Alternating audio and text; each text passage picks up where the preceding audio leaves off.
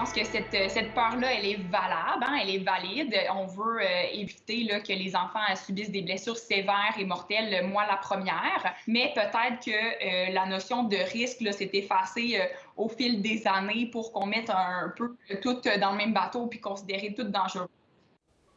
Oui. Est-ce qu'on est trop prudent avec nos enfants? Des pédiatres se sont penchés sur la question et ils font aujourd'hui une recommandation qui pourrait en étonner plusieurs.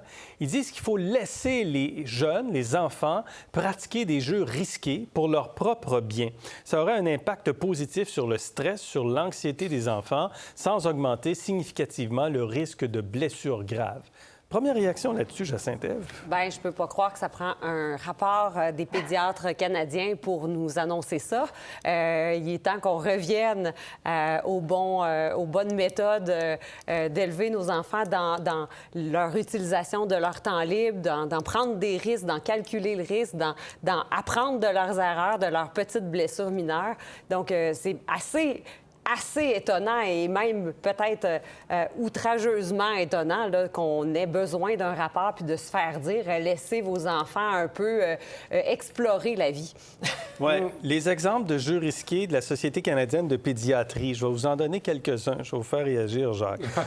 Le jeu en hauteur. Qu'est-ce que ça veut dire, le jeu en hauteur? Ça veut dire grimper, sauter, être suspendu en hauteur. Le jeu à grande vitesse, faire du vélo à grande vitesse, glisser, courir. Bon, ça va bien jusque-là. Le jeu comportant des chocs. On a ça, là? Le jeu comportant des chocs. Ensuite, les activités supervisées. Ça, c'est mon préféré. Les activités supervisées à l'aide d'une hache, d'une scie, d'un couteau, d'un marteau ou de cordes. Oui, exactement. Construire une cabane, tailler du bois, par exemple. Une hache. Le jeu à proximité d'éléments dangereux comme le feu ou l'eau et les activités comportant un risque de se perdre. Jacques. Moi, je trouve ça surréaliste. Là. Je suis d'accord avec Jacinthe-Ève qu'on ait besoin de se le faire dire par des spécialistes. Parce qu'honnêtement, on poserait la question à monsieur, madame, tout le monde, puis tout le monde nous dirait ça n'a pas de sens. Tu n'as même plus le droit de lancer une balle de neige d'une cour d'école. Tu n'as pas le droit de taquiner, tu n'as pas le droit de pousser, tu n'as pas le droit de débouler, tu n'as pas le droit de rien faire d'une cour d'école parce que ceci, cela. Nous, on a été élevés... Parce qu'il y a eu des enjeux d'intimidation également. Oui, mais bien sûr. Mais jouer, là. C'est pas parce que moi, là, j'avais peur quand j'étais à la petite école, là, puis la petite école m'a formé aussi dans la cour d'école. Vous aviez peur dans la petite école? Oui, bien étonnamment. Mais voilà pourquoi. Du haut de vos 6 pieds 5? Oui, mais j'étais plus petit quand même. Mais les balles de neige puis le ballon, on n'a plus le droit de lancer le ballon au cas où l'enfant reçoit le ballon dans la figure. Ouais. À un moment donné, c'est assez, là. Bien, c'est un peu à cause des poursuites aussi. Les écoles ont tellement peur de poursuites si quelqu'un est blessé ou quoi que ce soit, et tout le monde doit être super gentil, on peut rien faire. Moi, je sais que, tu sais, pendant la pandémie, ma fille est allée à une école dehors. Ils étaient dehors toute la journée, même quand il faisait froid, et ils encourageaient les enfants à grimper des arbres de 50 pieds. Ma fille faisait ça. Elle adorait. C'était la meilleure année de son enfance scolaire jusqu'au secondaire où elle est maintenant. Elle a adoré ça, la confiance qu'elle avait. J'ai vu ça de mes propres yeux. Alors, je suis absolument convaincue. On n'a pas besoin d'études, mais les parents sont des hélicoptères maintenant. C'est vrai. Et on a moins d'enfants aussi. C'est plus facile de surveiller quand juste un. Hein? On s'obsède sur le un. Les hélicoptères, autrement dit, on surveille, on fait attention à tout, on protège et surprotège même. Absolument. Et parce que si tu as 3 enfants ou 4 enfants, ils peuvent se perdre un petit peu de vue, ça arrive. Si tu as juste un, là, toute l'attention porte dessus, les parents surparentent leurs enfants. Surparentent, exactement. C'est une forme de jeu non structuré qui a pour objectif d'améliorer l'estime de soi, les interactions sociales chez les 1 à 13 ans.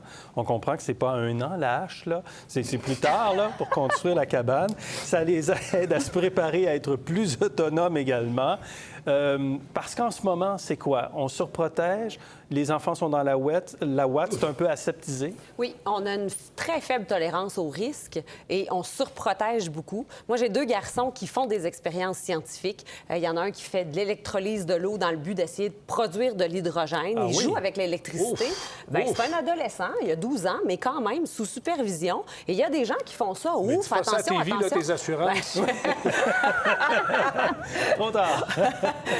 Puis j'en ai un autre qui joue avec les haches, effectivement. Il aime ça, travailler le bois avec des couteaux. C'est 14 ans. OK. Mais c'est une belle occasion d'apprendre la prudence, d'apprendre les règles de sécurité aussi, mais quand même, il faut les laisser faire. Et j'ai mon frère, qui a une toute petite fille de 2 ans, qui me disait, mais ça n'a pas de bon sens. Je disais, rappelle-toi, toi, quand tu étais jeune, tu jouais avec des couteaux, des haches. On a oublié ça, qu'il y avait une exposition au risque, une tolérance au risque qui était plus grande. Peut-être qu'on a exagéré à une époque. Là. Moi, j'ai été élevé, ça, les gobelets, là, prenaient des bains d'acide à 4 heures. On venait de l'école. Gobelet prenait un bain d'acide. Et à Radio-Canada, à part ça, et il essayait de il essayait de se suicider pendant 20 minutes parce qu'il y avait une peine d'amour. Encore moins ça, effectivement. Alors, c'était des émissions pour enfants. Larry Boulden avec les bâtons de plastique. Bon, peut-être que c'était exagéré, mais je trouve que le balancier est parti dans l'autre sens. Et comme tu le disais tantôt, c'est devenu complètement aseptisé. Il y a une publicité qui a passé dans les années 80 qui venait des amputés de guerre et qui avait pour objectif justement de dire aux enfants faites attention aux dangers, au risque de vous faire mal. Rappelez-vous de cette publicité.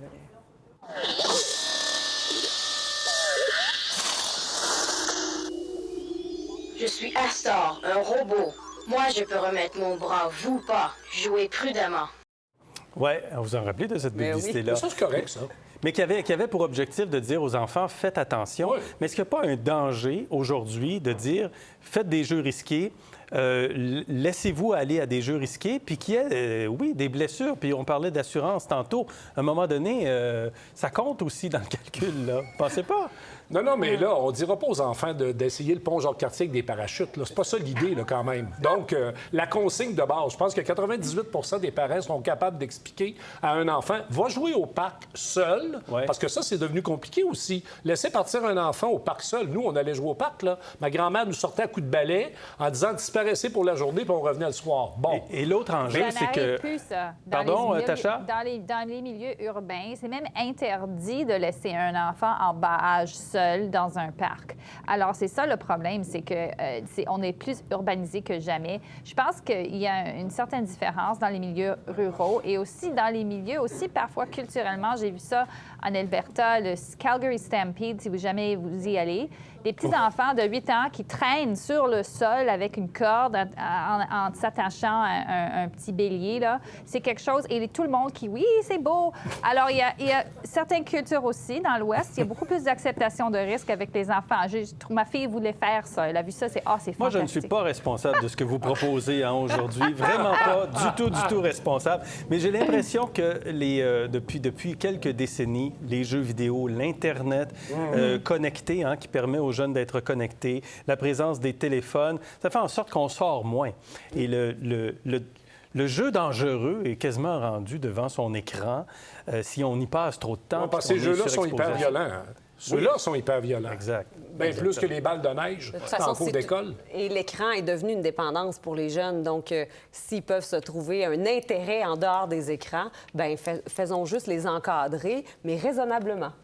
Mais je veux juste finir avec nos amis, les pédiatres qui ont fait ce travail-là. Il y a le jeu par procuration également qu'on propose. On dit éprouver le frisson de regarder d'autres enfants, souvent plus âgés, se livrer à un jeu risqué. Ça aussi, ça fait partie. Le jeu de frisson? Non, éprouver le frisson de regarder des enfants plus âgés jouer à un jeu risqué. Ça fait partie aussi de ce qu'on devrait permettre aux enfants. On commande pas ça. OK, excellent. Merci beaucoup. Merci à vous trois. Pour voir nos émissions en entier, rendez-vous sur la chaîne Ici RDI.